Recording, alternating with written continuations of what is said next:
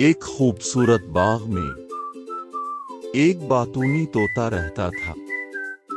वो हर वक्त बोलता रहता, सुबह, दोपहर, शाम, मैं सबसे तेज हूं, मैं सबसे होशियार हूं, कोई मुझे हरा नहीं सकता। इसी बाग में एक पुरसुकून खरगोश भी रहता था। वो कम बोलता मगर समझदार था।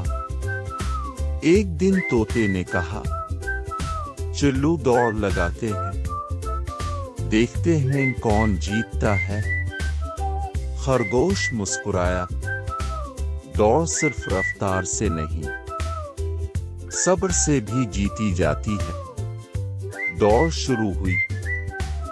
तोता ऊपर उड़ता हुआ हंसता रहा, देखो मैं आगे हूं। वो बातें करता रहा, ध्यान हट गया।